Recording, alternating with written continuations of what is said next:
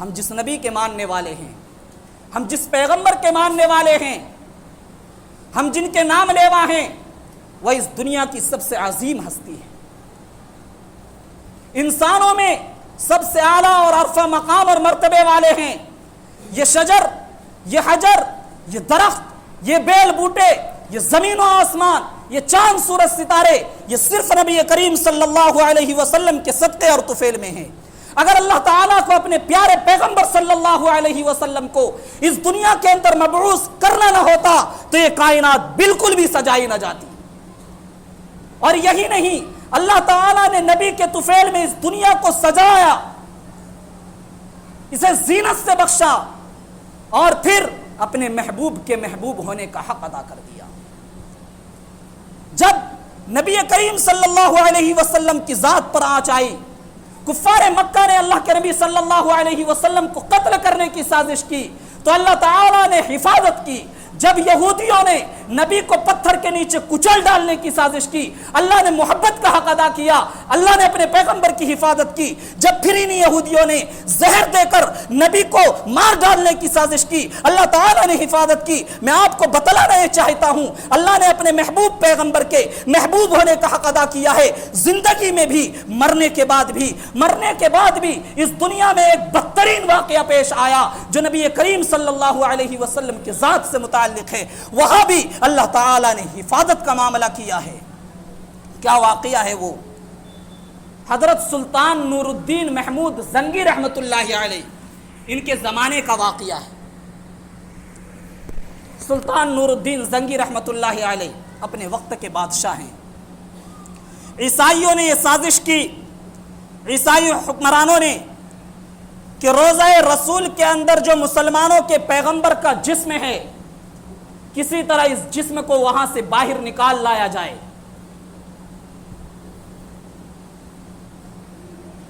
اور یہ کس دور میں؟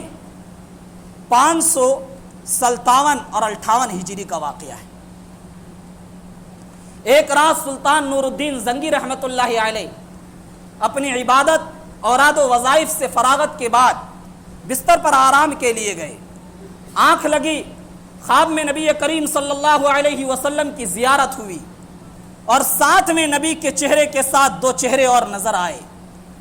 اللہ کے نبی صلی اللہ علیہ وسلم سلطان محمود کی طرف متوجہ ہوئے اور فرمانے لگے، یا محمود انقذنی من ہذین الشخصین، کہ محمود میری ان 2 آدمیوں سے حفاظت کرو، مجھے ان 2 آدمیوں سے بچاؤ۔ سلطان گھبرا گئے، مارے گھبراہٹ کے آنکھ کھلی تو انہوں نے سوچا کہ شاید یہ شیطان کی طرف سے گھبرا دینے والے خواب ہے۔ انہوں نے وضو کیا اور نماز کے نیت باندھی۔ نماز پڑھنے کے بعد پھر وہ دوبارہ سو گئے۔ اللہ کے نبی صلی اللہ علیہ وسلم پھر دوبارہ خواب میں آئے اور آ کر کہا کہ محمود اب تک آرام سے یہاں بیٹھے ہو، لیٹے ہو، کیا میری حفاظت کا سامان نہیں کرنا؟ کیا میری حفاظت کے بارے میں نہیں سوچنا؟ اس بار جب دوبارہ پیارے پیغمبر صلی اللہ علیہ وسلم کی خواب میں زیارت ہوئی، سلطان کی حیرانی اور پریشانی بڑھ گئی۔ جب صبح ہوئی، انہوں نے اپنے مشیر کو بلایا جن کا نام جمال الدین تھا، ان سے مشورہ کیا اور ان کے سامنے اپنے خواب کو بیان کیا تو ان کے مشیر جمال الدین نے کہا کہ میرا ماننا یہ ہے کہ نبی کے شہر میں کوئی بڑا حادثہ رونما ہونے والا ہے، کوئی بڑا واقعہ پیش آنے والا ہے، ہمیں وہاں چلنا چاہیے، وہاں پہنچ کر حقیقت حال کا، صورت حال کا صحیح علم ہوگا۔ چنانچہ بادشاہ نے ان کے مشورے کو مانا اور اس کے بعد 30 فوجیوں کا دستہ تیار کیا اور بہت سے ساز و سامان، تحفہ تحائف اور قیمتی چیزیں لی اور لے کر مدینہ المنورہ کے لیے روانہ ہو گئی۔ 16 دن، تقریباً 16 دن مسلسل سفر کرنے کے بعد دمشق سے یہ حضرات مدینہ المنورہ اپنی سواریوں کے ذریعے پہنچے۔ مدینہ پہنچنے کے بعد وہاں کے جو گورنر تھے ان سے رسمی بات چیت ہوئی۔ خیر خبر کے بعد بادشاہ نے اپنے آنے کے مقصد کو ظاہر کیا۔ گورنر بھی بادشاہ کا خواب سن کر حیران ہو گئے۔ گورنر نے اپنے مشیر کو بلایا، ان سارے لوگوں کی ایک مجلس لگنے کے بعد کہ اب اس معاملے کو کیسے نمٹایا جائے، یہ فیصلہ لیا گیا کہ مدینے میں اعلان کیا جائے کہ بادشاہ سلامت روضہ رسول کی زیارت کے لیے مدینہ المنورہ آئے ہوئے ہیں۔ اور بادشاہ کی خواہش یہ ہے کہ مدینے کے ایک ایک فرد کی روضہ رسول کی زیارت کے بعد دعوت کا اہتمام کیا گیا ہے، ہر شخص بادشاہ کے اس دعوت میں شریک ہو اور شریک ہونا لازم ہے۔ دعوت کے بعد بادشاہ وقت ہر ایک کو اپنی جانب سے تحفہ دیں گے، ہر کوئی اپنا اپنا تحفہ لے کر جائے۔ چنانچہ لوگوں میں اعلان ہو گیا، لوگ حاضر ہو گئے، دعوت میں شرکت ہوئی، تحائف کے لیے لائنوں میں لگ گئے۔ بادشاہ سلامت نے تحفہ تقسیم کرنا شروع کیا، ایک ایک کر کے تحفہ دیتے جاتے، چہرے کو دیکھتے جاتے تاکہ وہ چہرہ جو خواب میں نظر آیا تھا وہ نظر آ جائے۔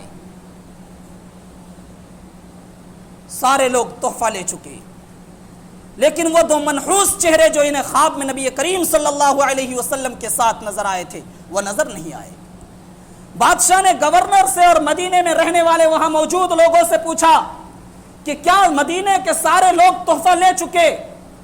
گورنر نے کہا کہ میری لسٹ کے مطابق سارے لوگ لے چکے ہیں سوائے 2 آدمیوں کے۔ بادشاہ نے پوچھا کہ آپ نے ان دونوں کو کیوں نہیں مدعو کیا؟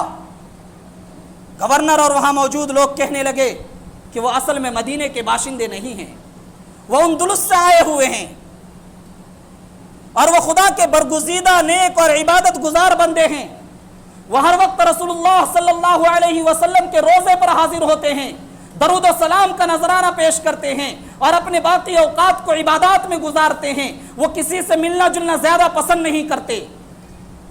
اور دوسری بات یہ کہ اللہ نے انہیں بہت سے مال و دولت سے نوازا ہے، وہ لوگوں میں فیاضی کرتے ہیں، سخاوت سے کام لیتے ہیں، انہیں تحفے تحائف کی ضرورت نہیں ہے، اس لیے ہم نے انہیں مدعو نہیں کیا۔ بادشاہ کو اتنا سننا تھا، غصے میں آ گئے، کہا کہ ہم نے یہ کہا تھا مدینے میں اس وقت موجود ہر آدمی کو یہاں حاضر کیا جائے، یہ آپ نے کیا کیا؟ انہیں ہماری طرف سے دعوت دی جائے۔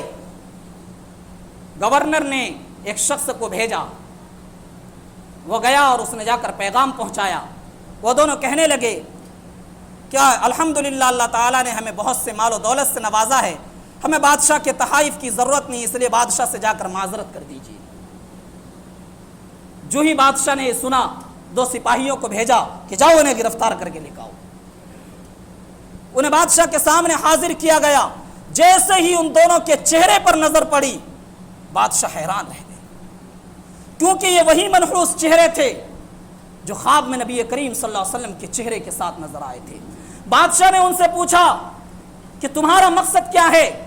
وہ کہنے لگے کہ ہم حج کے لیے آئے تھے، نبی سے ہمیں پیار ہے، اس لیے اپنی زندگی کے باقی اوقات اور باقی ایام روزہ رسول کے سائے میں گزارنا چاہتے ہیں، اس کے علاوہ کوئی مقصد نہیں ہے۔ بادشاہ نے کہا کیا تم نے جھوٹ بولنے کی قسم کھا رکھی ہے؟ سچ کیوں نہیں بتاتے؟ وہ لوگ جھوٹے تھے، وہ کہاں سے سچ بتاتے؟ وہ تو ایک پلاننگ اور منصوبے کے تحت آئے تھے، انہوں نے کچھ بھی بتانا منظور نہیں کیا۔ بادشاہ نے لوگوں سے پوچھا کہ یہ کس مکان میں رہتے ہیں؟ لوگوں نے بتایا کہ روزہ رسول سے جانب مغرب میں اور جنوب کے کونے میں ایک مکان ہے، یہ اسی مکان میں رہتے ہیں۔ بادشاہ نے فوجیوں کو حکم دیا میرے ساتھ اور ان کے ساتھ چلو۔ اس مکان میں گئے، پورے مکان کو کھنگال ڈالا، وہ بہت سی قیمتی چیزیں ملی لیکن کوئی ایسی چیز نہیں ملی جس سے ان دونوں کا جرم ثابت ہو سکے۔ بادشاہ پچھتاتے ہوئے اس مکان سے نکلنے لگے، نکلتے ہوئے ان کی نظر ایک چٹائی پر پڑی۔ بادشاہ نے حکم دیا چٹائی ہٹائی جائے۔ بادشاہ کا یہ کہنا تھا کہ چٹائی ہٹائی جائے، ان دونوں کے چہروں پر ہوائیاں اڑنے لگی، رنگ بدل گیا۔ جو ہی چٹائی ہٹائی گئی وہاں موجود سارے لوگوں کی آنکھیں پھٹے کے پھٹے رہ گئی، کیونکہ اس چٹائی کے نیچے ایک سوراخ تھا، اتنا بڑا سوراخ کہ کوئی آدمی اس کے نیچے سے اتر کر نیچے جا سکے۔ بادشاہ نے کہا اب بھی سچ بتا دو۔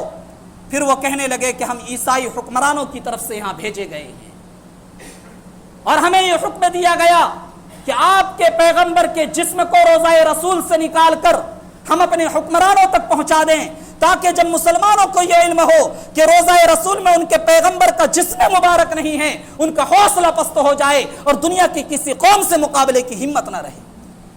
اتنا سننا تھا کہ بادشاہ کی آنکھوں میں آنسو آ گئے۔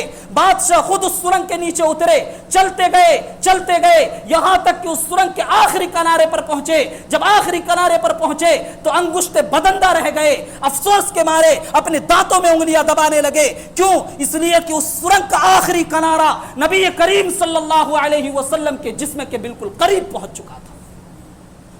قریب تھا کہ ایک آدھ دن میں وہ نبی کے مبارک جسم کو وہاں سے نکال لیتے۔ بادشاہ وہاں سے واپس آئے اور حکم دیا کہ ان دونوں مجرموں کو قتل کر دیا جائے، چنانچہ انہیں قتل کر دیا گیا۔ اس کے بعد بادشاہ نے یہ حکم دیا کہ روضہ رسول کے ارد گرد خندق کھودی جائے۔ خندق کھودی گئی اور سیسا پلائی ہوئی مضبوط فولادی دیوار چاروں طرف سے بنا دی گئی ہے، تاکہ آج کے بعد کوئی اس طرح کی ناپاک حرکت کرنے کی کوشش بھی نہ کر لے، سوچ بھی نہ سکے۔ یہ روضہ رسول کے ارد گرد بنی ہوئی مضبوط دیوار سلطان نور الدین زنگی رحمت اللہ علیہ کی زندگی کا ایک عظیم ترین کارنامہ ہے۔ میرے بھائیوں، یہ پیارے پیغمبر صلی اللہ علیہ وسلم ہیں، اللہ کے لاڈلے اور محبوب پیغمبر ہیں۔ اللہ تعالیٰ نے جیتے جی بھی ان کی حفاظت کا کام کیا ہے، اللہ کے نبی کے وصال کے بعد بھی حفاظت کا کام کیا ہے۔ ہمارا اور آپ کا سر فخر سے اونچا ہو جاتا ہے کہ ہم نبی آخر الزمان صلی اللہ علیہ وسلم کے امتیوں میں ہمارا شمار ہوتا ہے۔ ہمیں نبی سے پیار ہونا چاہیے، نبی کی ہر بات سے پیار ہونا چاہیے۔ ہمارا چہرہ، ہمارا چلنا، ہمارا پھرنا، ہمارا اٹھنا بیٹھنا، شب و روز کے تمام معمولات نبی کے زندگی کے مطابق ہونا چاہیے۔ تو یہ مسلمانوں کی شان ہے، لیکن آج اس کا الٹا ہے۔ ہمیں غور کرنے کی ضرورت ہے، تبدیلی لانے کی ضرورت ہے۔ اللہ تعالی ہم سب کو عمل کی توفیق عطا فرمائے اور نبی کریم صلی اللہ علیہ وسلم کی ہم سب کو خوب خوب محبت سے اللہ نوازے۔ آمین۔ وآخر دعوانا الحمدللہ رب العالمین۔